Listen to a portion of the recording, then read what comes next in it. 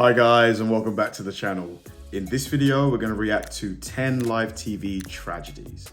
Now, I remember, when did this happen? It was early this year. Like, I was watching the news and I just saw like a breaking news. Queen Elizabeth II is seriously ill. And then over the next hour, it just she died. And it was very, very surreal because, she'd been queen for literally my whole life. And then when it finally happened, it's like, and it was just obviously everywhere. Being here in England, it was just all anybody was talking about, and the atmosphere was so strange for that sort of next few weeks to a month. But just seeing it happen live on TV and how the newsreaders were adjusting to it, and they weren't quite sure what to say, what to do. And I think they all quickly changed into black clothing. It was very, very surreal. So it just made me think, there must be other situations where, it happens live on TV and you just almost don't know what to do. Like the people that are breaking the news, they're not sure what to say. It must be quite interesting. I'm so sorry, this is terrible news, obviously. Welcome to Watch Mojo UK, and today we're examining our picks for 10 live TV tragedies. Before we begin, we publish new content every day, so be sure to subscribe to our channel and ring the bell to get notified about our latest videos. Let's go. For this list, we'll be looking at infamous moments from the UK, where we witness catastrophe play out on our television screens. Which tragedy shown live affected you the most? Let us know below. Anthea Turner's near disaster. In July 1989, Anthea Turner was presenting for the children's show UP2U. Happily sitting in the back of a van, she was introducing a motorcycle team to show off their skills. And Anthea, she's got the roving eye down at the Royal Tournament in Earls Court. But never heard of this show. Before she finished her intro, pyro exploded as the bike drove out the van, even hitting the presenter slightly. Turner was immediately covered in fire as she covered her face and fell to the floor. The person who was cueing the motorbike mistook my cue to speak as the cue to ask the motorbike to fly out of the back of the van, and of course I'm still sitting on the tailgate. In interviews later, Turner talked about the smell of burning hair and bacon as it happened. Thankfully, this incident could have gone so much worse. Turner was taken to hospital straight away and treated for burns. Afterward, she took legal action against the BBC for putting her in danger and won. A few minutes ago, you might have just seen something a bit dangerous happen to Anthea.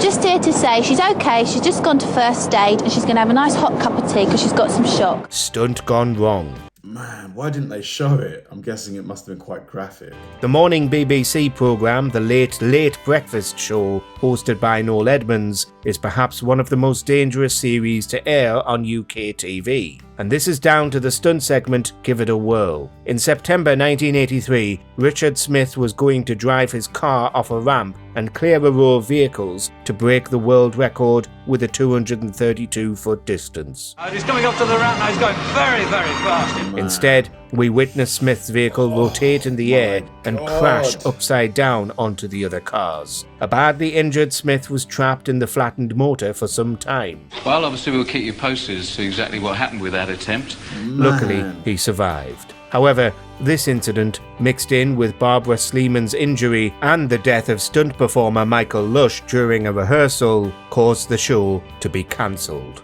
Wow. This is BBC One. Somebody died? Because of the tragic accident involving Michael Lush while preparing for tonight's edition of the Late Breakfast Show, the BBC has decided to cancel this and all further editions of the programme. Struggling to deliver news.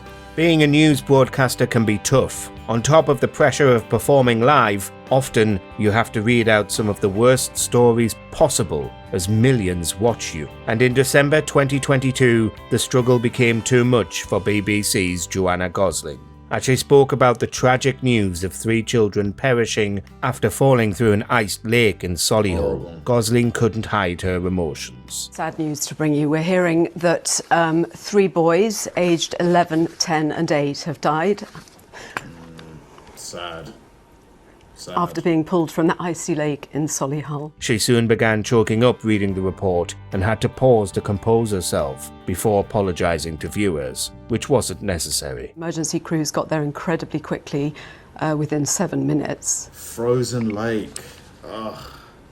Awful. But very sadly, we have heard that 3 of those boys have died. Many viewers that saw the clip praised Gosling for getting through the heartbreaking segment. That's terrible. Radio presenters passing.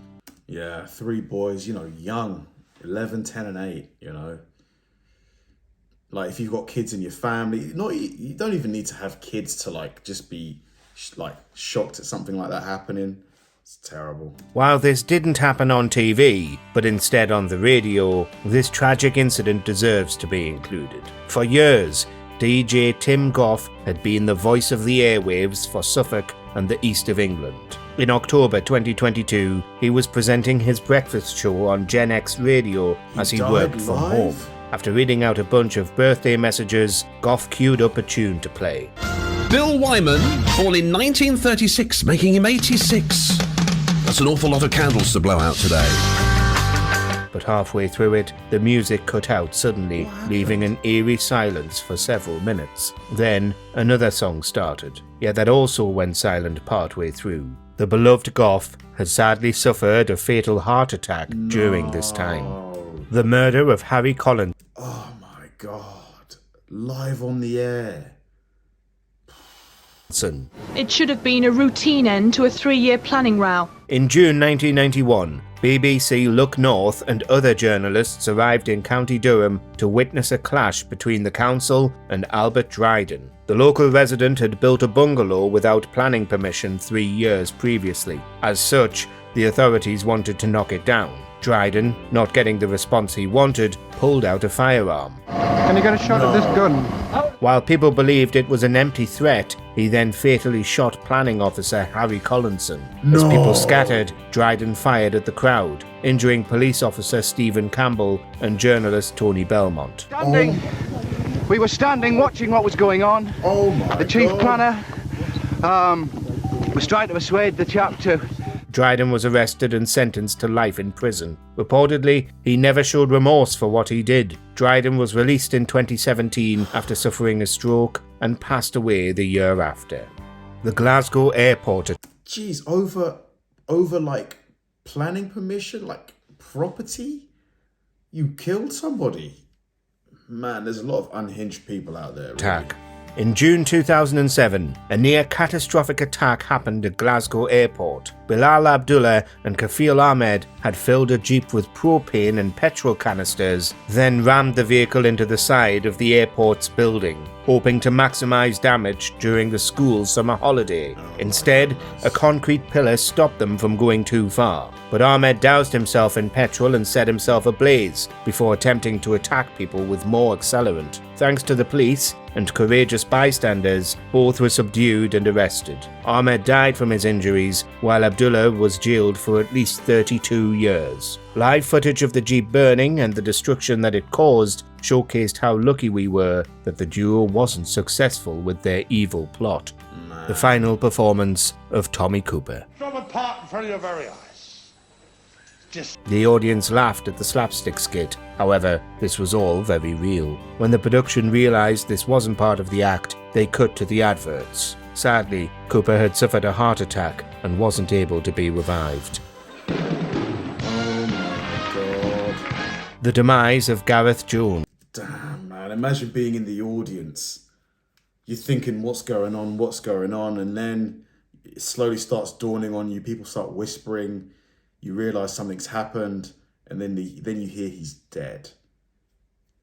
You'll never forget that. You'll probably never ever forget that. You'll remember it vividly. In his early 30s, Welsh actor Gareth Jones was an up-and-coming actor that got his start in 1955's Little Red Monkey. After appearing in episodes of the ITV anthology series Armchair Theatre, Jones was cast in the show's episode Underground, which was broadcast live in November 1958. but he wasn't feeling too well as his makeup was being applied. Yet, Jones tried to continue. As he was about to enter the scene, he collapsed off screen and was taken to hospital. The rest of the episode was improvised to cover the missing character. Sadly, Jones perished from a suspected heart attack. He is marked by the Guinness. A lot of heart attacks in this. The BBC radio guy, Tommy Cooper, this guy.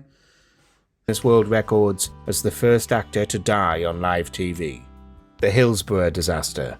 In April 1989, Liverpool took on Nottingham Forest in an FA Cup semi-final at Hillsborough Stadium in Sheffield. Ireland's sports stadium was... So many young guys, you know. Obviously any loss of life is terrible, but 19, 29, 18, 22, 20. Shock 10. 15, this is tragic. Tragic. Was one of the programs that showcased the match live. Not long after kickoff, the catastrophic problem became apparent as fans spilled onto the pitch, causing the game to be abandoned. Due to the police and stadium officials overcrowding sections of the stadium, fans were crushed in the mayhem. 97 people perished on that disastrous day, either directly or indirectly. In the aftermath, the police and newspapers like The Sun attempted to blame Liverpool fans for the carnage. However, later investigations proved this to be false. The Grenfell Tower fire. In June 2017, the devastating footage of Grenfell Tower in London shocked the nation. A large block of flats that housed around 300 people was set ablaze and quickly spread. The images of residents trying to escape the chaos were soon imprinted on viewers' minds. In the early morning, a faulty refrigerator sparked a fire that spread quickly due to poor combustible cladding and insulation, which was used by the council to save money when refurbishing the tower. Just to save some pounds. Look at it. Literally looks like a building from like a post-apocalyptic, you know, movie. It's just, oh, man. While firefighters responded quickly, the fire continued to rage for 24 hours until it burnt out. Exacerbated by advice from management and the fire brigade to stay put in the event of a blaze, 72 people lost their lives in the tragedy. Check out this other recent clip from... Gosh, that was really, really heavy stuff. Really heavy. You know, the people in Grenfell Tower, they were told to stay in place, stay put.